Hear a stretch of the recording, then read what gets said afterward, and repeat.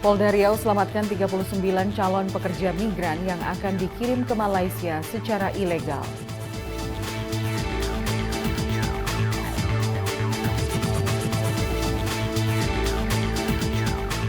Polda Metro Jaya menangkap 2 tersangka kasus manipulasi data situs trading.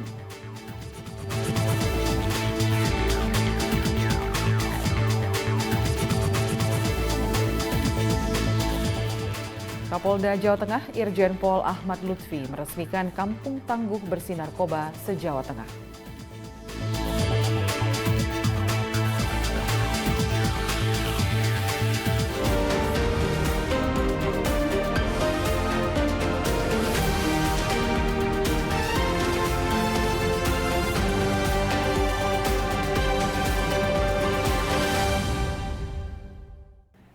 Selamat petang pemirsa, Presisi Petang kembali hadir edisi Selasa 13 Juni 2023. Selain 3 berita utama tadi, selama 1 jam ke depan kami telah menyiapkan sejumlah informasi lainnya. Salah satunya, Satgas Polda NTB yang mengungkap kasus TPPO dan mengamankan 2 tersangka dan sejumlah informasi giat personil polisi lainnya. Bersama saya Lydia Rotinsulu, inilah Presisi Petang selengkapnya.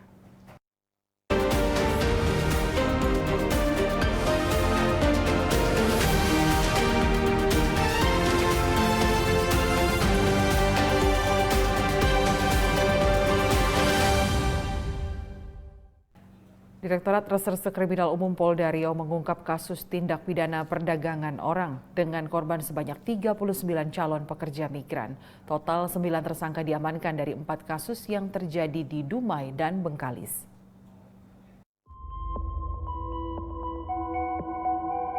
Direktorat Reserse Kriminal Umum Polda Riau menggelar konferensi pers pengungkapan kasus tindak pidana perdagangan orang.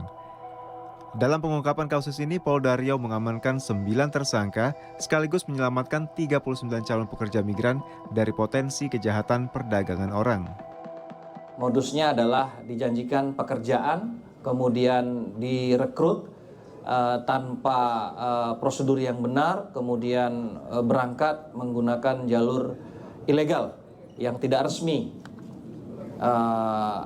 Yang ditangkap yang kedua ini akan berangkat dari Rupat menuju Port Dickson. Kemudian yang pertama tadi berangkat yang ditangkap di wilayah Dumai akan berangkat menuju Muar. Itu 2 kasus yang dilakukan pengungkapan oleh Ditreskrim Um. 2 lagi dilakukan pengungkapan oleh Polres Bengkalis dan Polres Dumai. Atas perbuatannya, para tersangka dijerat dengan pasal tentang pemberantasan tindak pidana perdagangan orang dan tentang perlindungan pekerja migran Indonesia dengan ancaman hukuman maksimal 15 tahun penjara. Sementara itu, 39 korban sudah dititipkan ke Badan Pelayanan Perlindungan Pekerja Migran Indonesia Kabupaten Kota Dumai, Provinsi Riau untuk penanganan lebih lanjut. Tim Humas Polda Riau melaporkan untuk Polri TV. Dan untuk informasi lebih lengkap, saat ini saya sudah terhubung dengan Kombes Pol Asep Darmawan, Direktur Reserse Kriminal Umum Polda Riau. Selamat sore Pak Asep. Selamat sore Mbak Lydia. Ya, terkait dengan pengungkapan kasus TPPO, seperti apa awal kronologi kasus ini bisa terungkap? Kasus ini kita lakukan pengungkapan di beberapa wilayah hukum Polda Riau berdasarkan informasi dari masyarakat, kemudian berdasarkan informasi dari Atase Kepolisian RI yang berada di Kuala Lumpur, berkomunikasi, kemudian kita melakukan penyelidikan, kemudian kita melakukan penangkapan beberapa kasus, baik itu di wilayah Bengkalis maupun di wilayah Dumai, Provinsi Riau. Ya, kemudian apa modus yang dilakukan para tersangka saat merekrut para korban? Jadi para tersangka ini merekrut, ada beberapa modus yang dilakukan, yaitu menjanjikan pekerjaan yang baik, misalnya pekerjaan di kantor, kemudian pekerjaan di pabrik, kemudian lain-lain. Tapi pada kenyataannya yang bersangkutan dipekerjakan tidak sesuai dengan apa yang disampaikan. Ada juga yang modus-modusnya diberikan pinjaman uang, sehingga untuk membayar uang tersebut harus berangkat, nanti dibayar menggunakan gaji setelah berangkat dan bekerja di kebanyakan di Malaysia. Ya, di sisi lain ini adalah janji manis dari tersangka kepada korban, namun ini sebenarnya benar-benar sebagai jebakan seperti itu ya Pak Asep ya? Benar.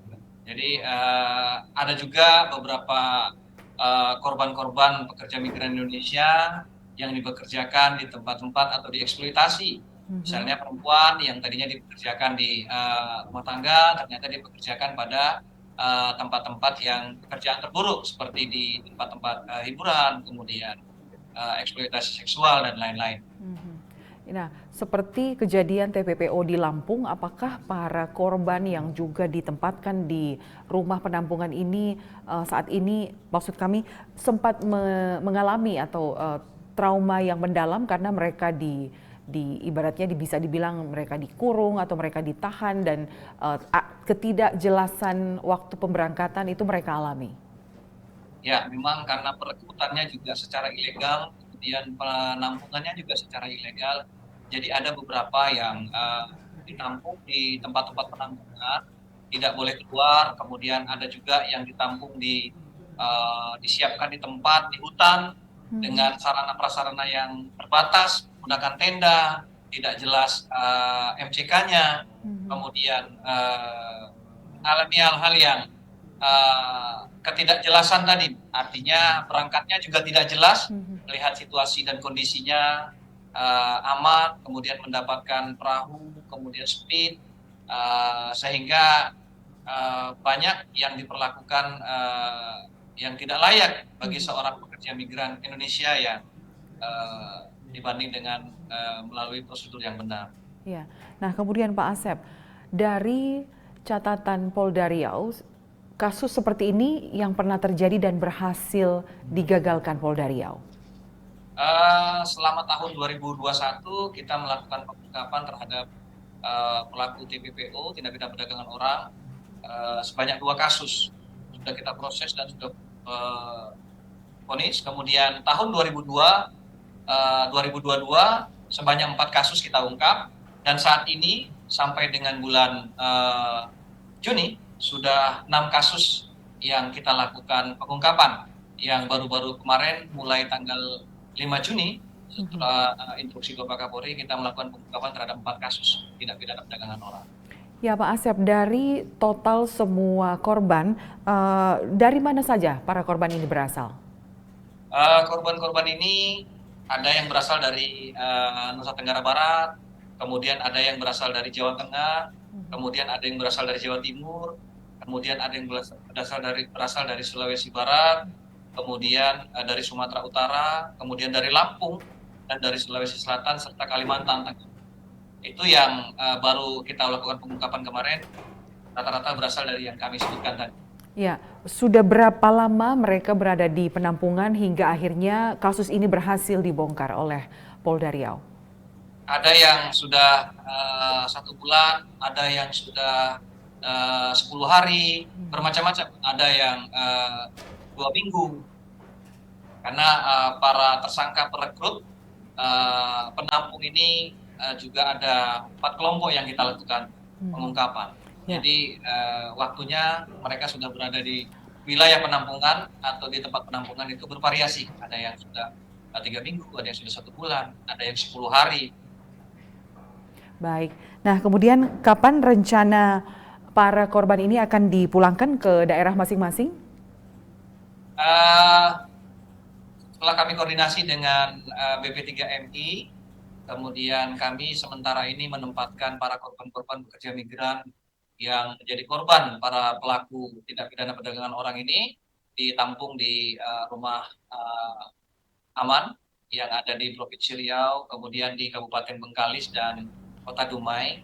Rencana dalam waktu 1-2 hari akan dikembalikan ke wilayah masing-masing berdasarkan hasil koordinasi dengan pihak BP3M. Baik, terima kasih Kombes Pol Asep Darmawan, Direskrimum Polda Riau sudah bergabung bersama kami di Presisi Petang. Selamat sore, salam presisi. Selamat sore, salam presisi, Pak. Baik, pemirsa tetaplah bersama kami. Presisi Petang akan segera kembali.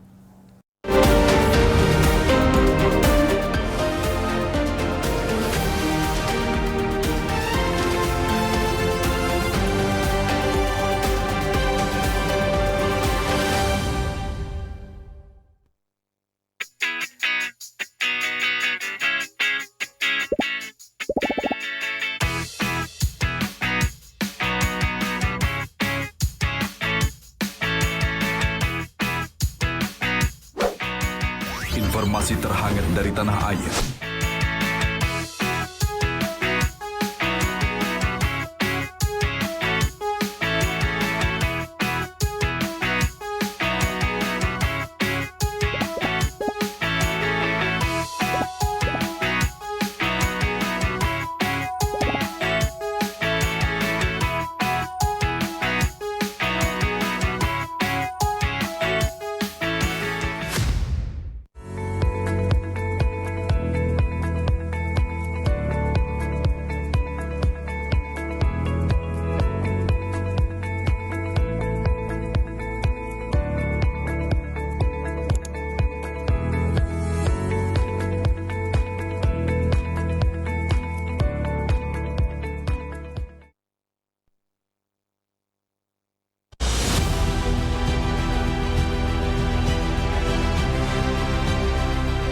Tugas utama Korps Bayangkara adalah melindungi,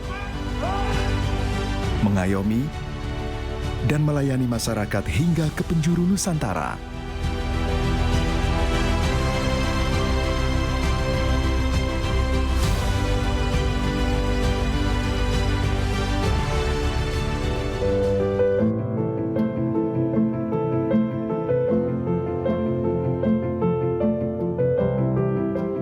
Kami adalah sahabat seluruh masyarakat Indonesia, tanpa membeda-bedakan. Termasuk mereka, anak-anak yang lahir istimewa dengan keterbatasannya. Mereka adalah manusia kuat, yang tidak kenal kata menyerah. Mari bergandengan bersama, ulurkan kasih.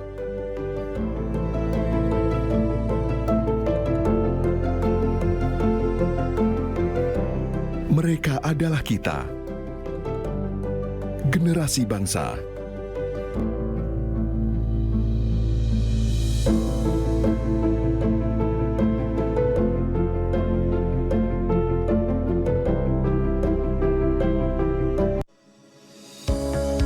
Tilang elektronik atau Electronic Traffic Law Enforcement atau ETLE telah resmi diluncurkan secara nasional 23 Maret 2021.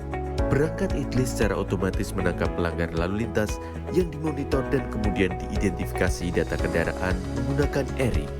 Surat konfirmasi dikirim ke alamat publik kendaraan bermotor atau via SMS untuk permohonan konfirmasi atas pelanggaran yang terjadi. Penerima surat memiliki batas waktu sampai dengan 5 hari untuk melakukan konfirmasi melalui website atau datang ke kantor Subdirektorat Penegakan Hukum. Setelah pelanggaran terkonfirmasi, diterbitkan tilang dengan kode BRI Virtual Account yang bisa dibayarkan menggunakan SMS Banking, M-Banking, ATM, atau ke bank langsung. Batas pembayaran tilang 7 hari semenjak proses konfirmasi. Mari kita wujudkan lalu lintas yang aman, selamat, tertib, dan lancar demi kebaikan kita semua.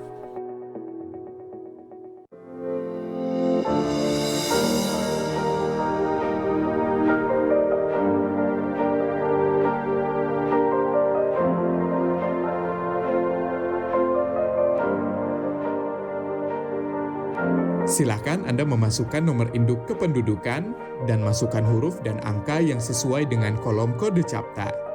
Kemudian tekan tombol pengaduan.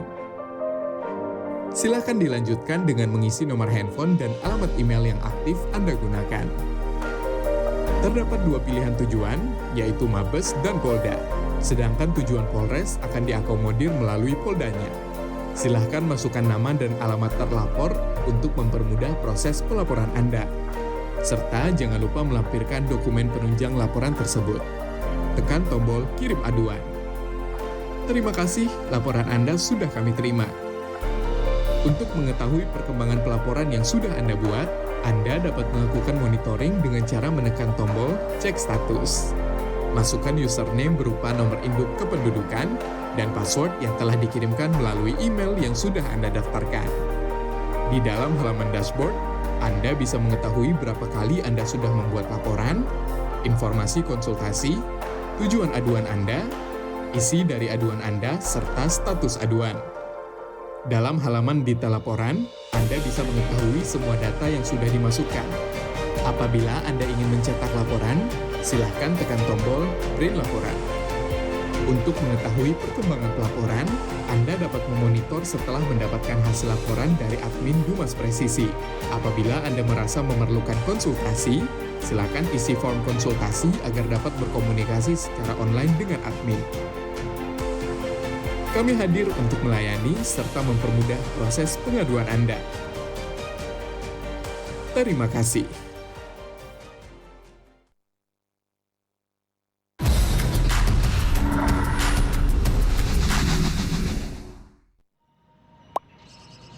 Sebenarnya, boleh nggak sih kita mengkritik di sosial media?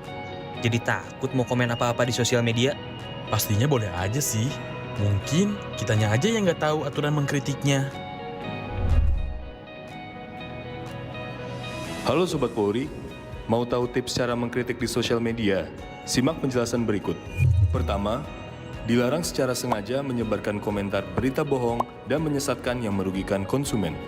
Kedua, dilarang secara sengaja menyebarkan informasi yang ditujukan untuk menimbulkan rasa kebencian atau permusuhan individu. Ketiga, dilarang mengancam kekerasan dan menakut-nakuti yang ditujukan secara pribadi. Jadi, mengkritik itu boleh. Sampaikan kritik yang bukan mengandung hinaan, hasutan, pencemaran nama baik, atau tindakan-tindakan tercela lainnya.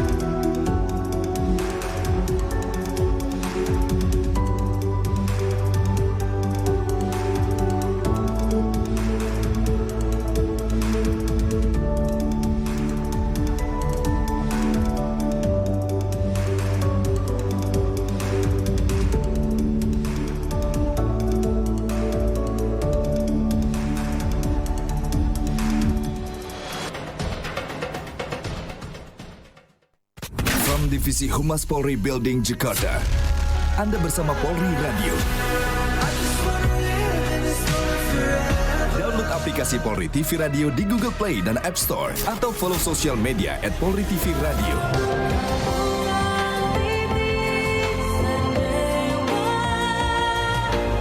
Polri Radio, transparansi informasi dan terpercaya.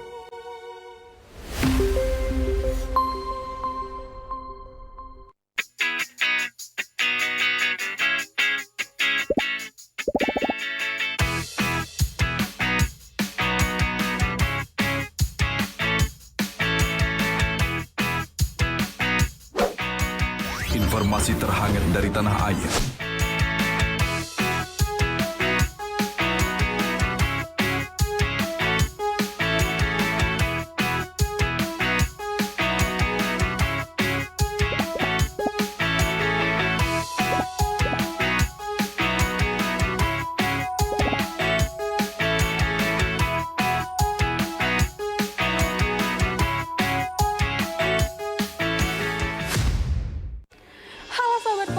Kali ini Tamara ada informasi menarik nih. Menjelang peringatan Hari Bayangkara ke-77, Divisi Humas Polri mengadakan beberapa lomba yang sangat menarik. Di antaranya TikTok, film pendek, infografis, fotografi, menulis cerpen, mendongeng, serta menulis artikel jurnalistik.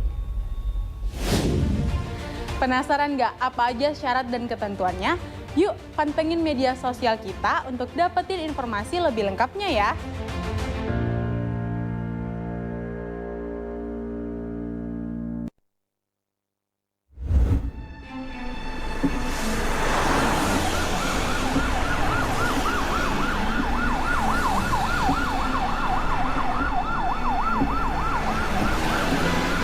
Pasti ini ambulans. Kita kan juga buru-buru.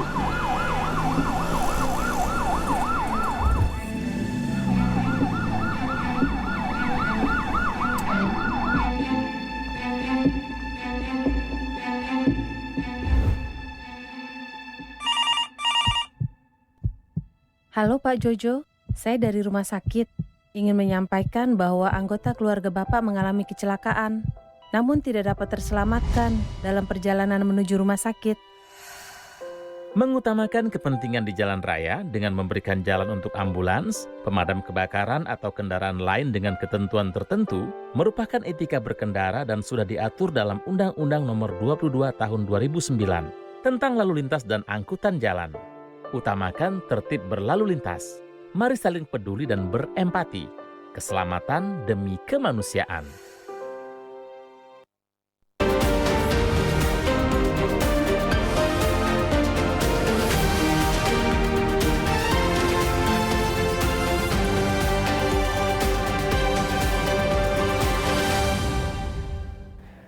Tim Subsatgas Penegakan Hukum Direktorat Reserse Kriminal Umum di Treskrimum Polda NTB kembali berhasil mengungkap kasus TPPO dan Perlindungan Pekerja Migran Indonesia atau P2MI pada 9 Juni 2023 lalu di wilayah Kabupaten Lombok Tengah, NTB.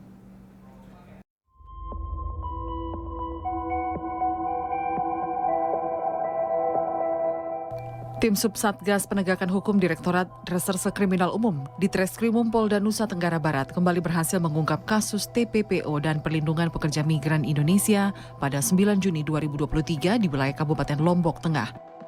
Berdasarkan laporan polisi di Polda NTB tertanggal 8 Juni 2023, adanya 4 korban yaitu pelapor dan 3 saksi yang direkrut untuk bekerja di luar negeri namun ditelantarkan. Atas peristiwa ini korban kembali ke Lombok dan melaporkan ke pihak Polda NTB.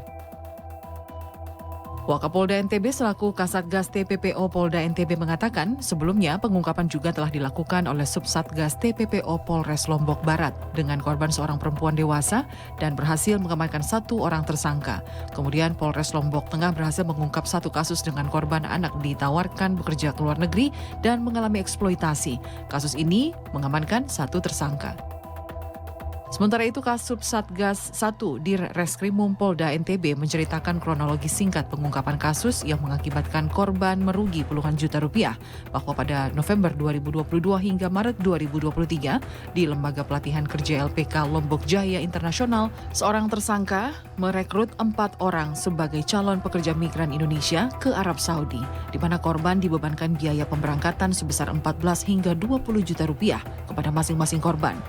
Sehingga diperkirakan total kerugian yang korban alami mencapai 80 juta rupiah. Namun setelah dikirim ke Jakarta, keempat korban ditempatkan di salah satu tempat kos. Dan setelah kurang lebih dari 3 bulan menunggu, keempat korban tidak kunjung diberangkatkan. Korban akhirnya memutuskan kembali ke NTB karena merasa tidak ada kejelasan. Tim Humas Polda Nusa Tenggara Barat melaporkan untuk Polri TV.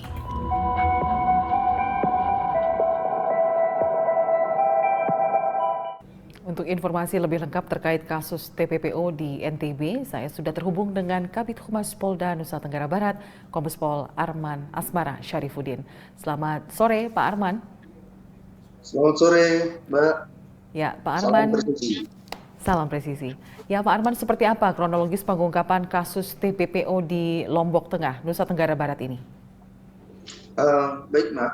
Polda Nusa Tenggara Barat ya, di tanggal 12 Juni di jam 13.30 waktu Indonesia Barat kemarin telah melaksanakan rilis dengan kasus keempat pengungkapan TPPO di mana korban berjumlah 4 orang dan pada saat penegakan hukum dilakukan di TKP terdapat 9 korban lainnya yang sementara direkrut dan dijanjikan akan diberangkatkan oleh tersangka ke luar negeri sebagai pekerja migran Indonesia non prosedural atau ilegal.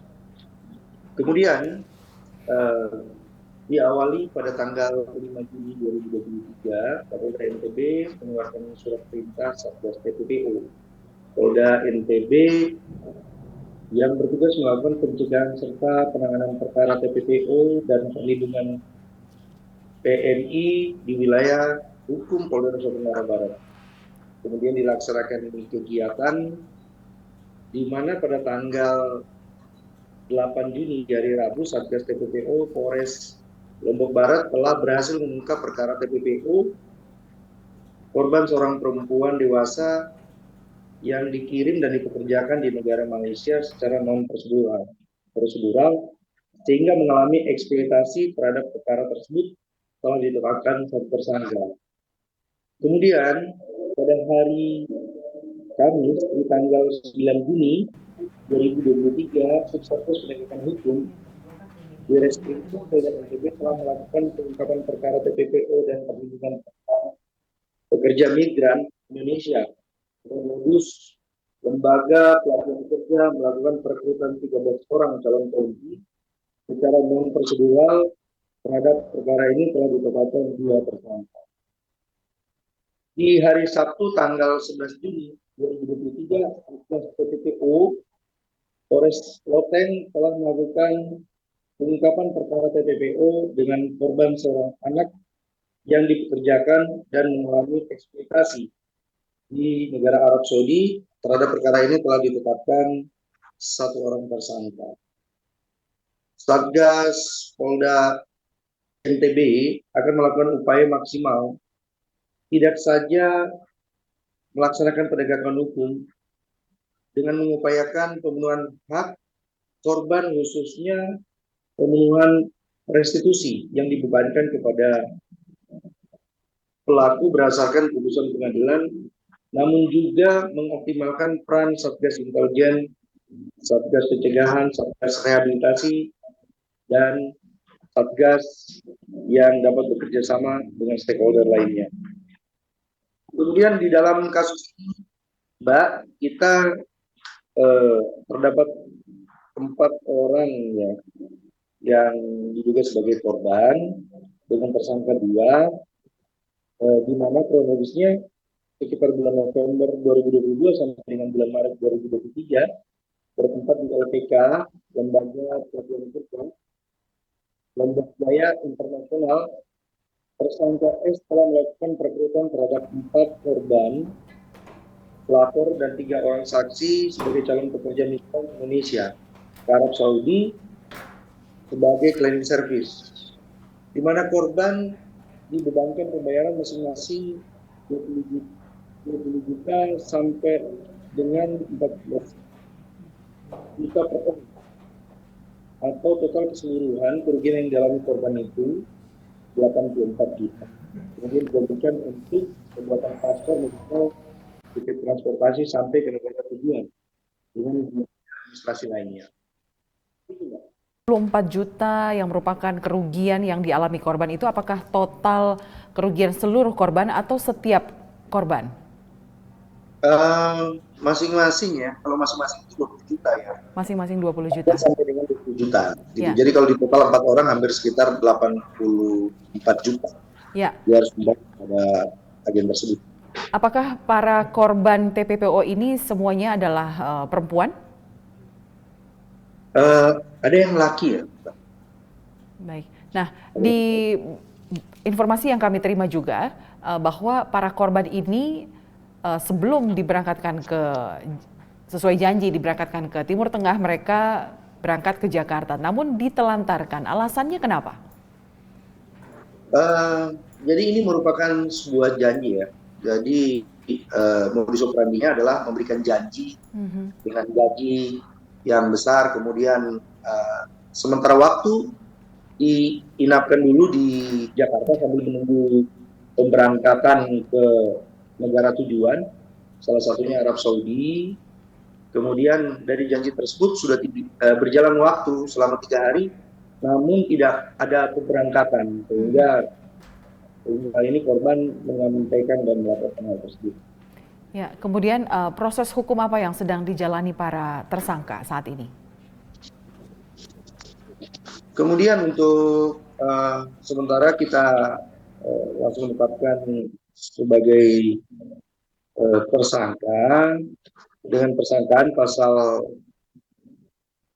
10 dan pasal 11 junto pasal 2 atau pasal 4 Undang-Undang RI nomor 21 tahun 2007 tentang pemberantasan tindak pidana perdagangan orang dan atau pasal 81 junto pasal 69 Undang-Undang RI nomor 18 tahun 2017 tentang perlindungan pekerja migran Indonesia. Ancaman hukumannya paling singkat 3 tahun dan paling lama 15 tahun atau pidana denda paling sedikit 120 juta dan paling banyak 600 juta, pidana penjara paling lama 10 tahun dan denda paling banyak 15 miliar rupiah. Korban dari kasus TPPO di beberapa daerah lainnya tentu para korban mengalami trauma mendalam akibat penyekapan di rumah penampungan dan juga ketidakjelasan pemberangkatan. Saat ini apa yang maksud kami layanan seperti apa yang dilakukan oleh Polda NTB terhadap para korban penipuan ini? Layanan yang pertama kita melaksanakan kegiatan trauma healing kepada pihak korban sehingga pihak korban bisa kembali seperti sedia kala, juga tidak mengalami traumatik. Kemudian pihak korban kita menjelaskan mengenai hak-hak pihak korban, seperti yang kami sampaikan ada restitusi di situ. Kemudian kita menyampaikan dan menghimbau kepada keluarga pihak korban untuk tidak mudah mempercayai agen atau calo yang dimana tidak mempunyai dasar ataupun yang ilegal sifatnya, sehingga harapannya bila ada agen ataupun calon yang ilegal bisa dilaporkan kepada aparat penegak hukum. Baik, terima kasih Kabid Humas Polda Nusa Tenggara Barat Kombes Pol Arman Asmara Syarifuddin sudah bergabung bersama kami di Presisi Petang. Terima kasih, salam presisi. Pemirsa, Polda Banten ungkap 3 kasus tindak pidana perdagangan orang atau TPPO di wilayah hukum Polda Banten. Dari pengungkapan ini, 7 orang menjadi tersangka dan 11 orang menjadi korban.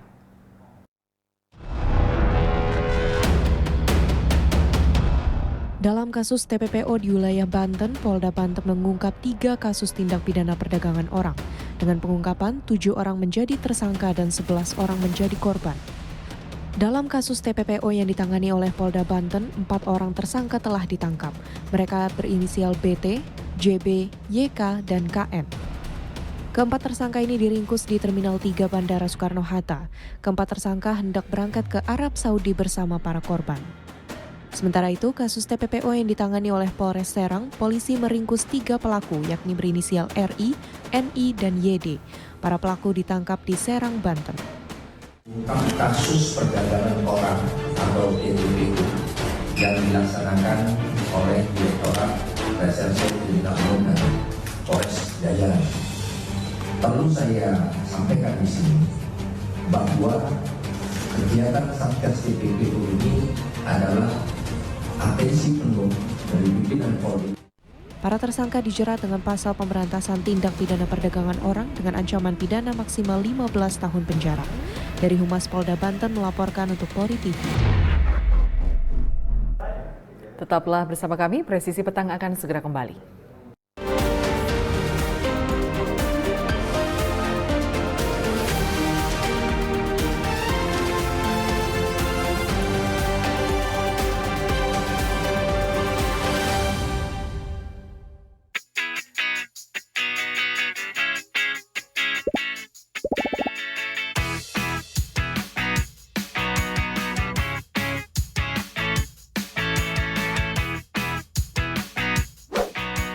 Informasi terhangat dari tanah air.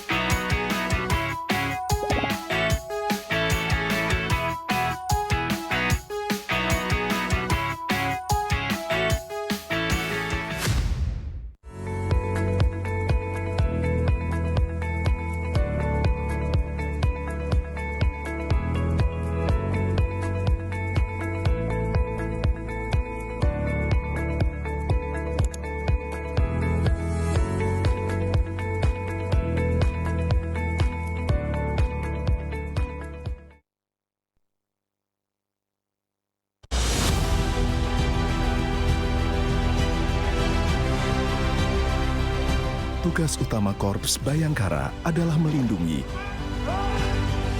mengayomi, dan melayani masyarakat hingga ke penjuru Nusantara.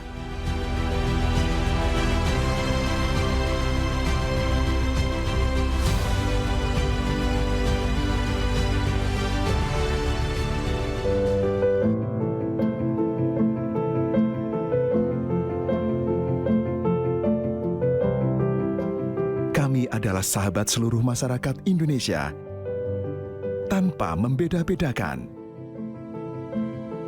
Termasuk mereka, anak-anak yang lahir istimewa dengan keterbatasannya. Mereka adalah manusia kuat yang tidak kenal kata menyerah. Mari bergandengan bersama, ulurkan kasih.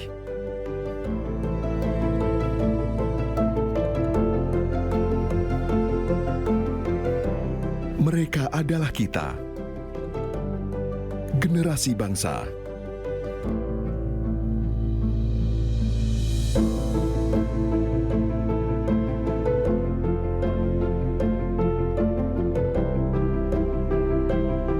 Verifikasi data kendaraan menggunakan ERI.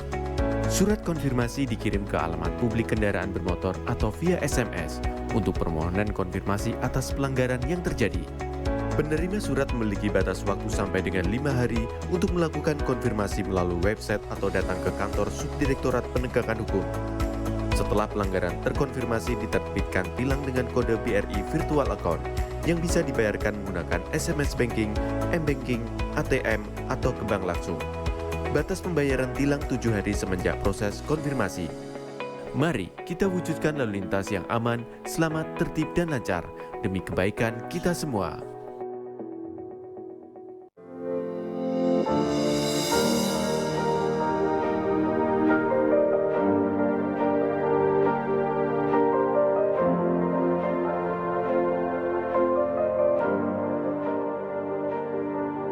Silakan Anda memasukkan nomor induk kependudukan dan masukkan huruf dan angka yang sesuai dengan kolom kode CAPTA.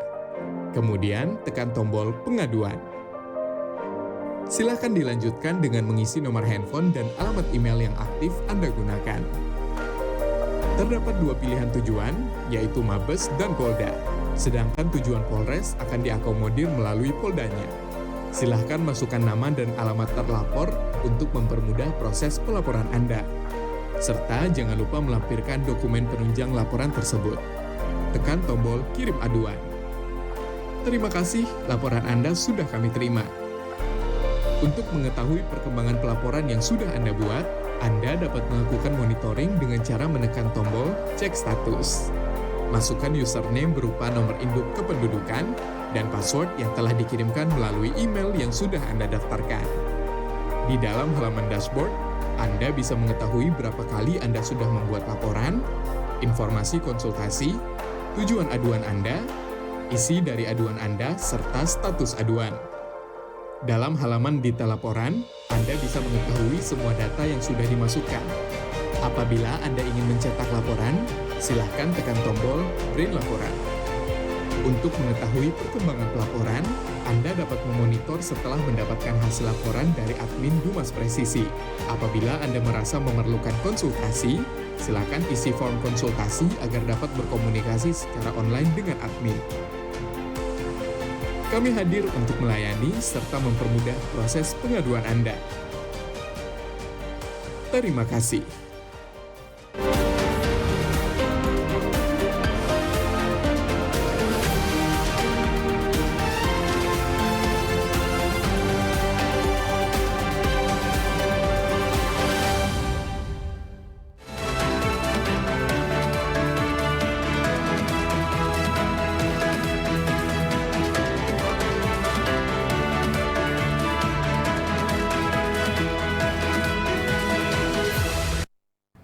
Dan seperti apa pantauan lalu lintas pada sore hari ini? Kita sudah bergabung dengan Bribtu Denada yang saat ini berada di Kuningan, Jakarta Selatan. Bribtu Denada, silakan dengan laporannya. Ya, Lydia, untuk situasi lalu lintas dari Kuningan, Jakarta Selatan sudah terlihat adanya peningkatan volume kendaraan, yaitu dari arah Selipi maupun Semanggi yang akan mengarah ke Cawang dan Pancoran dalam situasi ramai cenderung padat. Perlambatan kecepatan kendaraan terlihat dari antrian panjang kendaraan sepanjang 150 meter di belakang traffic light dan selepasnya masih mengalami perlambatan kecepatan. Kendaraan melaju dengan kecepatan berkisar 20 km per jam didominasi kendaraan roda 4 pribadi. Kemudian untuk lalu lintas dari arah Rasuna Said maupun dari arah Kuningan yang akan menuju ke arah Cawang dalam situasi ramai cenderung tersendat. Begitu juga untuk lalu lintas dari arah sebaliknya. Dihimbau untuk para pengendara untuk tetap jaga batas aman kecepatan kendaraan Anda dan saling menghormati sama pengguna jalan. Selanjutnya untuk lalu lintas dari arah Pancoran maupun Cawang yang akan menuju ke arah Semanggi dalam situasi ramai lancar. Arus lalu lintas dari arah Cawang yang akan menuju ke arah Tendean maupun yang akan mengarah ke Mampang dalam situasi lancar. Sedangkan arus lalu lintas dari arah Selipi maupun dari Semanggi yang akan menuju ke arah Mampang dalam situasi ramai cenderung tersendat. Perlambatan kecepatan kendaraan ditemukan pada saat traffic light Kuningan, namun selepasnya dalam situasi ramai lancar. Lalu lintas dominasi kendaraan roda 2. Untuk lalu lintas dari arah Tendean yang akan menuju ke arah Semanggi dalam situasi relatif lancar. Dihimbau untuk para pengendara untuk selalu mematuhi peraturan lalu lintas, juga mengikuti arahan dari petugas kami yang berada di lapangan. Dan untuk informasi selengkapnya Anda dapat menghubungi call center kami di 1-500-669 atau melalui SMS Center di 9119. Salam presisi kembali ke Lydia di studio, silakan. Terima kasih Bribtu Dinada atas laporannya. Selamat kembali bertugas.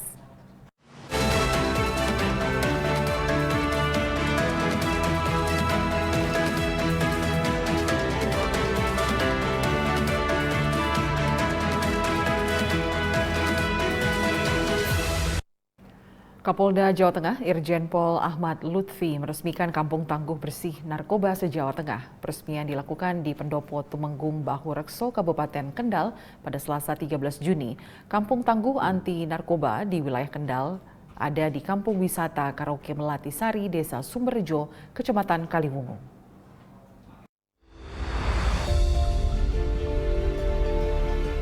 Terkait peresmian Kampung Tangguh Bersih Narkoba di wilayah Kendal, Kapolda Jawa Tengah Irjen Pol Ahmad Lutfi mengatakan, Polda Jawa Tengah tidak bangga menegakkan hukum kasus narkoba dan menghukum warga. Oleh karenanya, perlu langkah antisipasi agar narkoba tidak merajalela. Kapolda Jawa Tengah berharap Kampung Tangguh harus menjadi media komunikasi, informasi, edukasi di kalangan masyarakat agar terbebas dari bahaya narkoba.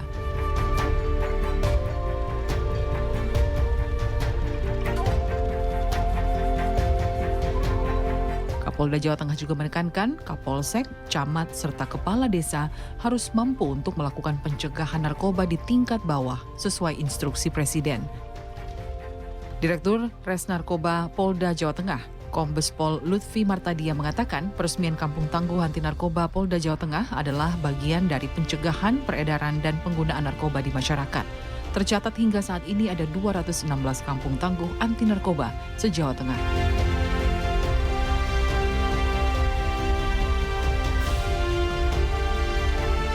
Desa Sumberjo adalah pilot proyek Kampung Tangguh Anti Narkoba karena menggunakan dana desa dalam pencegahan narkoba. Sementara itu, Sekretaris Daerah Jawa Tengah, Sumarno, mengatakan peredaran yang begitu masif dan mudah sekali untuk didapatkan, narkoba jadi ancaman nyata. Tim Humas Polda Jawa Tengah melaporkan untuk Polri TV.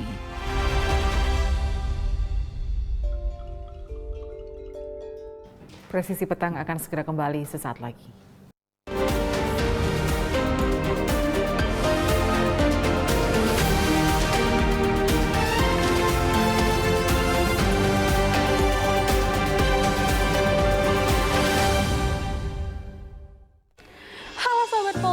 Kali ini Tamara ada informasi menarik nih. Menjelang peringatan Hari Bayangkara ke-77, Divisi Humas Polri mengadakan beberapa lomba yang sangat menarik.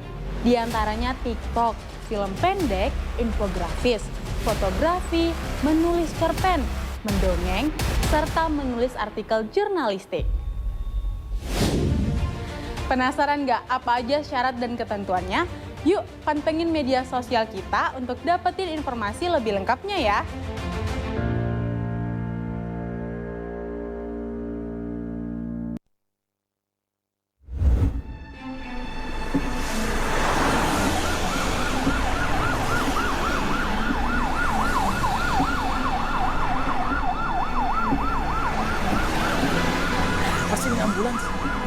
juga buru-buru.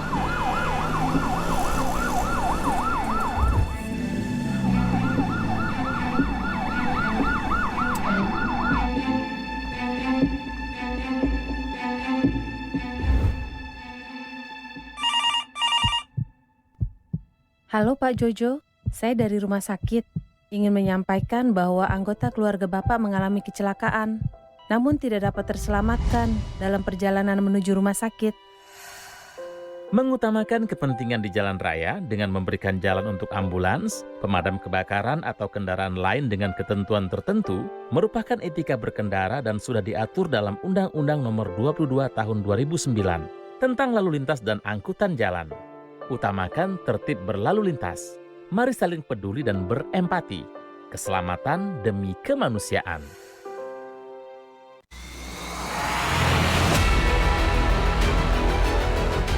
Indonesia, negara kepulauan terbesar di dunia, dikelilingi oleh perairan dan kaya akan kekayaan laut. Polri Presisi sebagai garda terdepan akan selalu berkiprah menjaga perairan Indonesia.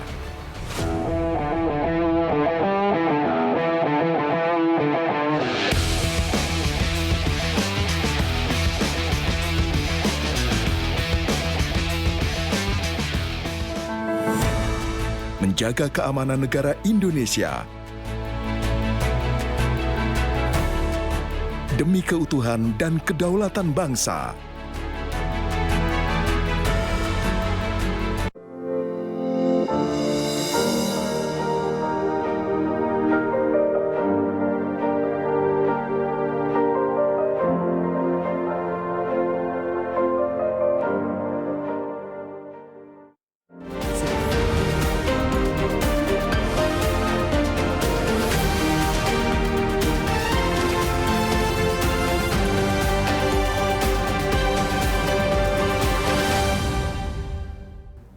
Menjelang Hari Raya Idul Adha, hewan kurban dalam keadaan sehat menjadi salah satu syarat sebagai hewan yang siap untuk dikurbankan.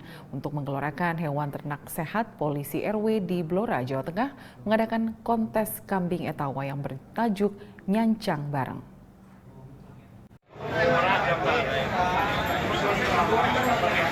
Ratusan kambing peranakan etawa mengadakan kontes di Pasar Hewan Pon Blora, Jawa Tengah. Acara yang diprakarsai oleh Bribka Puguh Agung dengan tema Nyancang Bareng ini sebagai wadah untuk membangkitkan semangat peternak dalam menjaga kesehatan kambing yang sempat terdampak virus PMK beberapa waktu yang lalu. Kontes bertajuk Nyancang Bareng ini menjadi kontes kambing pertama di Kota Blora, Jawa Tengah. Agenda yang menampilkan kambing-kambing berkualitas unggul diselenggarakan oleh kelompok sedulur etawa Blora. Saya jelaskan secara singkat ya, ini merupakan event perdana kami, perdana di Blora ya, kita membuat sejarah kontes kambing PE peranakan Kaligesing di Pasar Pon Blora. Ini hal yang pertama yang kami lakukan, jadi kami menerima usul-usul saran dari peternak. Nah, kebetulan saya sebagai polisi RW, jadi menerima aspirasi mereka dan kita bergerak bersama.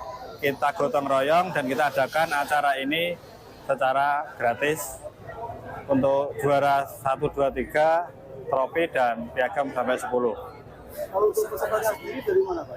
Pesertanya kebetulan ini kan mengangkat peternak-peternak Blora ya, jadi kita semua peserta dari Kabupaten Blora dengan cara menunjukkan registrasi untuk KTP. Ada berapa peserta Pak mungkin untuk baik, bisa dijelaskan untuk kelasnya ada 6 kelas untuk jantan poel, betina poel, dorok, jemoko dan untuk cempe jantan betina. Pak, ini kan menjelang mungkin harapannya gimana Pak? Dari data biji atau data penjualannya? Harapan kami karena kemarin setelah kena wabah PMK ya, ternyata teman-teman itu banyak yang mengeluh, ada yang kambingnya sakit, ada yang harganya turun drastis.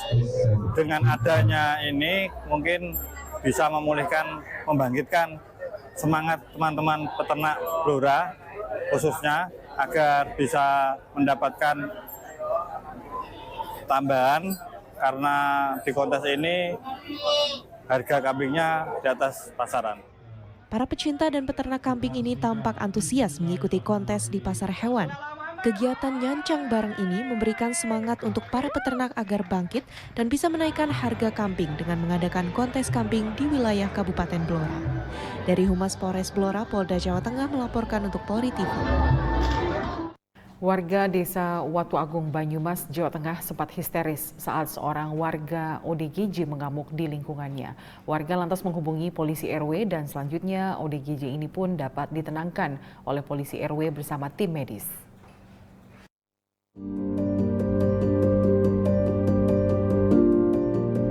Untuk menanggulangi ODGJ yang mengamuk, polisi RW Aibda Sutrisno bersama Babin Kamtibmas Desa Watu Agung Polresta Banyumas Polda Jawa Tengah berusaha menenangkan ODGJ berinisial EDP.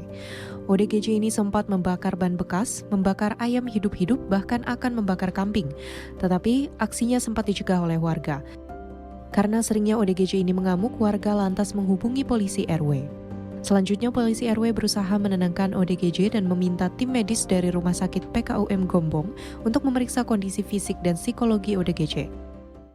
Mengucapkan terima kasih kepada Babin Kamtibmas Desa Watu Agung dan polisi RW Desa Watu Agung karena telah mengamankan warga kami dan telah membawa ke rumah sakit warga kami yang bernama Hendra Dede Priyatna yang mengalami gangguan jiwa.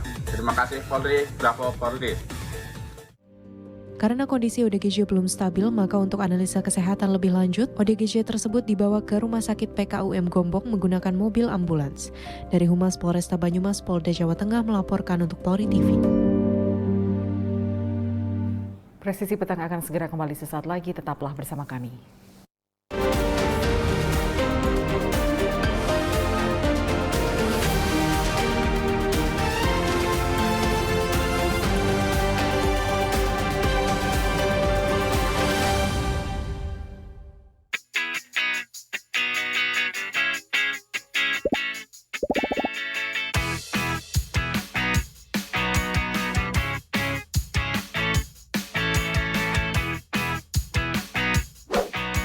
Informasi terhangat dari tanah air.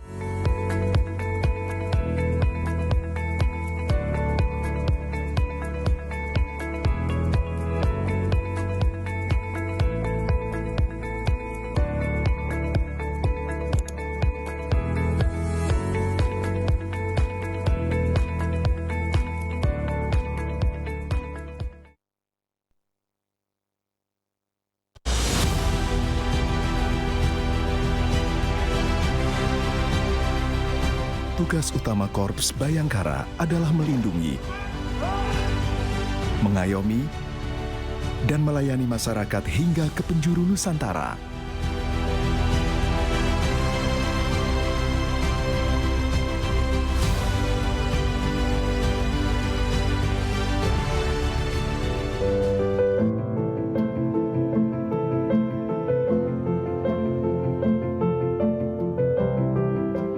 Kami adalah sahabat seluruh masyarakat Indonesia, tanpa membeda-bedakan. Termasuk mereka, anak-anak yang lahir istimewa dengan keterbatasannya. Mereka adalah manusia kuat, yang tidak kenal kata menyerah. Mari bergandengan bersama, ulurkan kasih.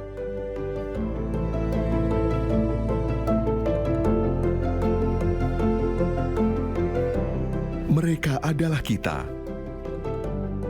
generasi bangsa.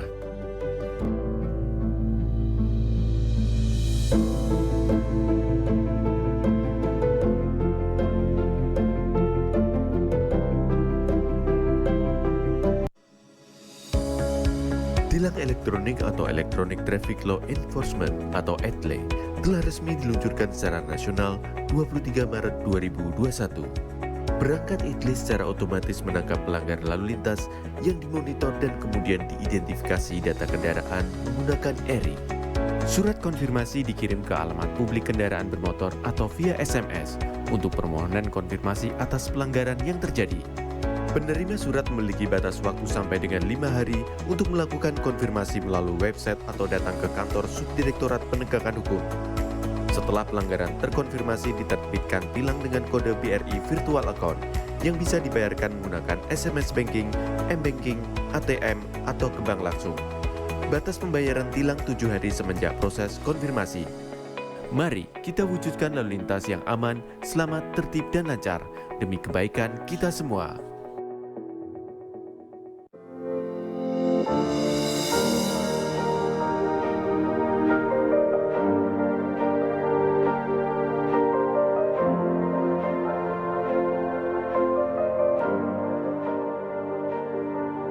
Silakan Anda memasukkan nomor induk kependudukan dan masukkan huruf dan angka yang sesuai dengan kolom kode CAPTA. Kemudian tekan tombol pengaduan. Silakan dilanjutkan dengan mengisi nomor handphone dan alamat email yang aktif Anda gunakan. Terdapat 2 pilihan tujuan, yaitu Mabes dan Polda. Sedangkan tujuan Polres akan diakomodir melalui Poldanya. Silahkan masukkan nama dan alamat terlapor untuk mempermudah proses pelaporan Anda.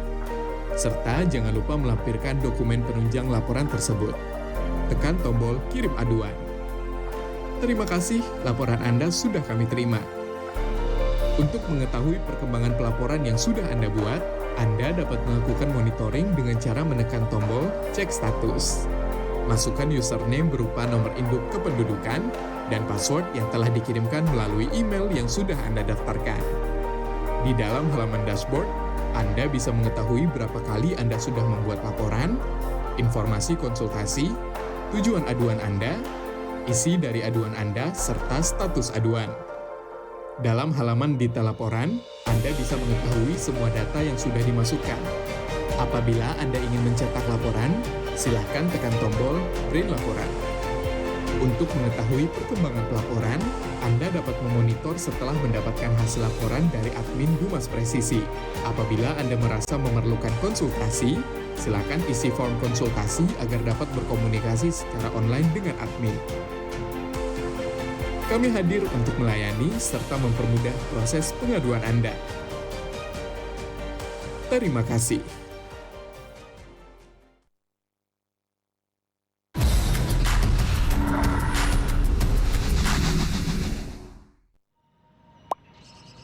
Sebenarnya, boleh nggak sih kita mengkritik di sosial media? Jadi takut mau komen apa-apa di sosial media? Pastinya boleh aja sih. Mungkin kitanya aja yang nggak tahu aturan mengkritiknya. Halo Sobat Polri, mau tahu tips cara mengkritik di sosial media? Simak penjelasan berikut. Pertama, dilarang secara sengaja menyebarkan komentar berita bohong dan menyesatkan yang merugikan konsumen. Kedua, dilarang secara sengaja menyebarkan informasi yang ditujukan untuk menimbulkan rasa kebencian atau permusuhan individu. Ketiga, dilarang mengancam kekerasan dan menakut-nakuti yang ditujukan secara pribadi. Jadi, mengkritik itu boleh. Sampaikan kritik yang bukan mengandung hinaan, hasutan, pencemaran nama baik, atau tindakan-tindakan tercela lainnya.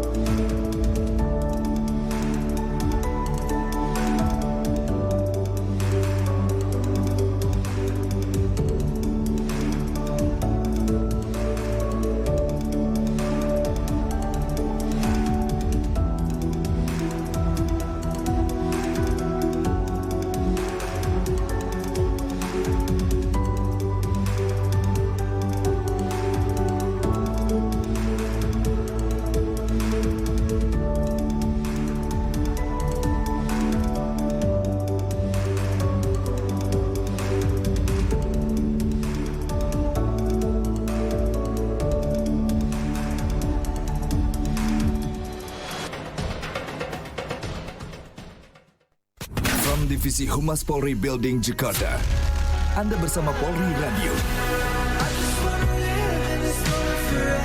Download aplikasi Polri TV Radio di Google Play dan App Store atau follow sosial media @Polri TV Radio.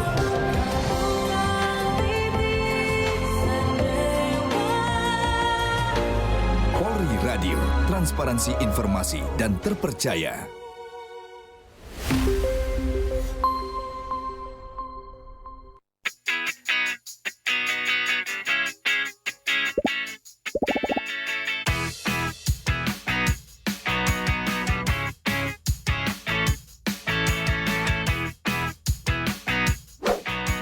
Informasi terhangat dari tanah air.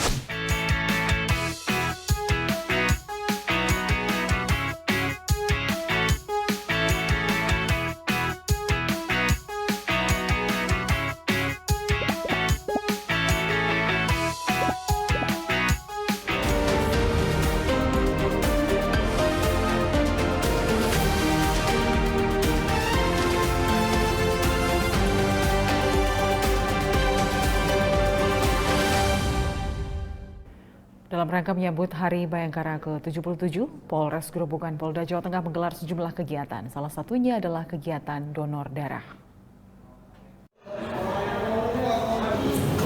Bertempat di Aula Polres Grobogan Polda Jawa Tengah, Polres Grobogan menggelar kegiatan donor darah. Kegiatan ini dilakukan dalam rangka menyambut Hari Bayangkara ke-77.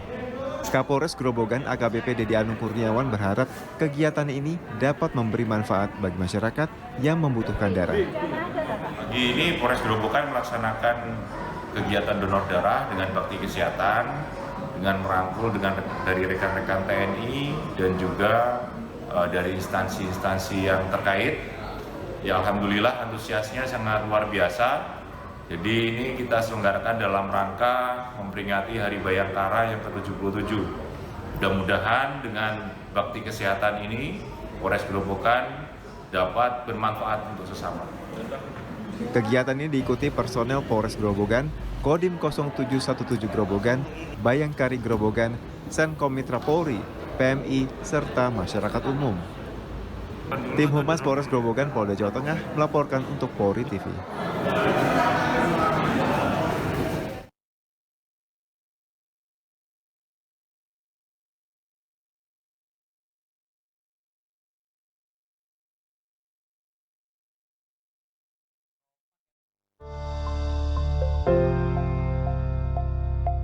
Direktorat Reserse Kriminal Umum Polda Metro Jaya berhasil meringkus 2 orang tersangka kasus penipuan melalui media elektronik dengan manipulasi data.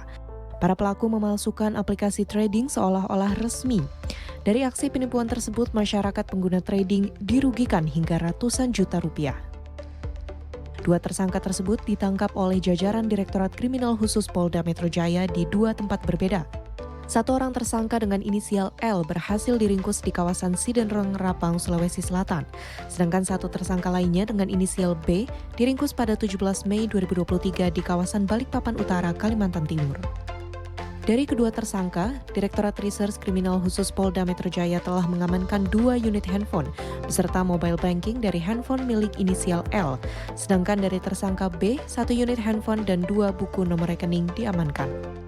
Oleh mereka, kronologisnya adalah pada bulan Maret 2023 saat korban yang merupakan karyawan Indodax atau saksi yang merupakan karyawan Indodax berada di kantor Indodax yang beralamat di Jalan Jenderal Sudirman, Kafling 25 Karet Kuningan, Setiabudi, Jakarta Selatan, di mana korbannya adalah PT Indodax Nasional, yaitu Bapak Oscar Adam Darmawan dan Bapak William Sutanto.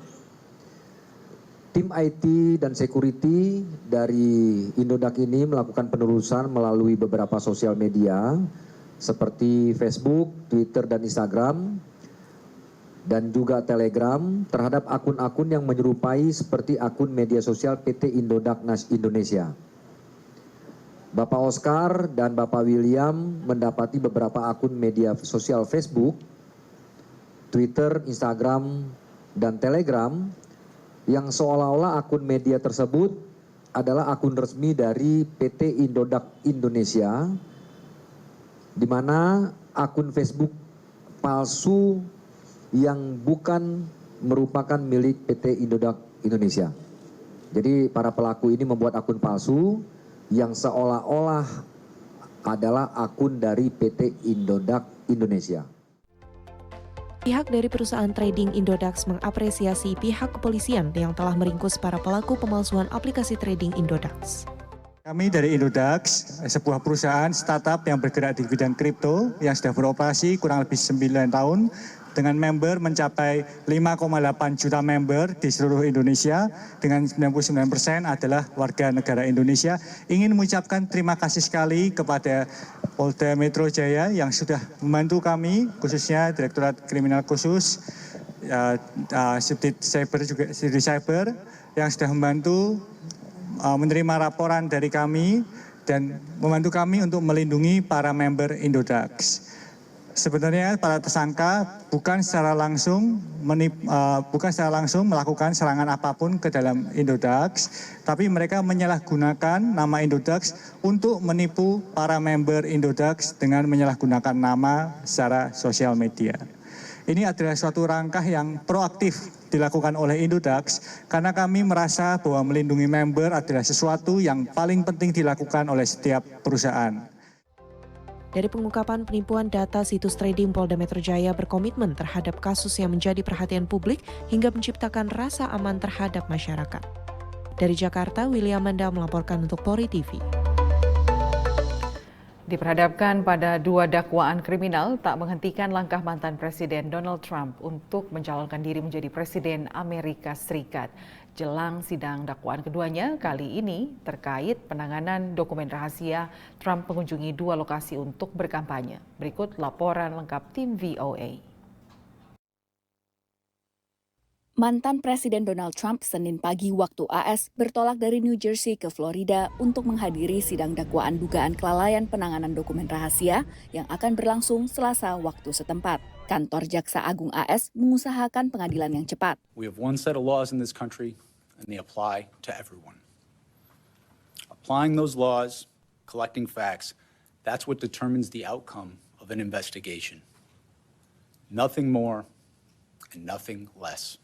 Trump menghadapi 37 dakwaan termasuk dugaan menyimpan informasi keamanan nasional, konspirasi, penghalangan, dan pernyataan palsu. Walls around former President Trump are closing in from a legal perspective. These are very serious charges, and they're also the kind of charges that if the federal prosecutors and the Department of Justice are bringing them, as they clearly now are likely to be particularly easy to prove if, in fact, the Department of Justice has decided that these are charges that they want to bring, which they have. Trump dijadwalkan hadir pukul 3 siang di Pengadilan Federal Miami. Secret Service atau Pas Pampres dilaporkan telah menyiapkan rencana pengamanan sejak Jumat pekan lalu. Untuk kedua kalinya dalam 2 bulan, Trump dihadapkan pada dakwaan kriminal. April lalu, Trump dijatuhi dakwaan atas dugaan memalsukan catatan bisnis yang juga berkaitan dengan pembayaran uang tutup mulut pada bintang porno Stormy Daniels. Sedikitnya 2 investigasi kriminal lain melibatkan Donald Trump sedang berlangsung. Keterlibatannya dalam serangan pendukungnya ke gedung Kongres pada 6 Januari 2021 lalu dan dugaan tindakan ilegal untuk membalikkan hasil pemilu di negara bagian Georgia. Dakwaan kriminal yang dihadapi tak membuat Trump berhenti berkampanye untuk kembali menjabat sebagai Presiden AS pada pemilu 2024. I put everything on the line. I will never yield. I will never be deterred. I will never stop fighting for you. Never. Trump unggul 2 kali lipat dibandingkan pesaingnya dalam bursa capres dari Partai Republik. Pendukungnya pun masih optimistis dan menyebut dakwaan pada Trump bermotif politis. It's a bunch of, I don't want to say it, but you know what? It's just a witch hunt. It's a BS. It's a, they try to, why they doing it now? Pengamat politik menilai dakwaan kriminal terhadap Trump tidak mengubah peta politik AS pada pemilu mendatang. I don't think that in any fundamental way this disrupts the basic dynamics of the upcoming presidential campaign. I mean, he's facing all kinds of legal vulnerability, of course, but that this case is going to play out over months, possibly years. Bilapun Trump dinyatakan bersalah dan dijatuhi hukuman penjara, sejumlah ahli hukum konstitusi menyatakan tak ada aturan yang menghalangi Trump untuk mencalonkan diri, bahkan menjadi presiden lagi. Dari Washington DC, Virginia Gunawan dan tim VOA. Informasi tadi sekaligus menutup jumpa kita dalam Presisi Petang hari ini. Saya Lydia Rotinsulu, terima kasih atas perhatian Anda. Selamat petang, salam presisi.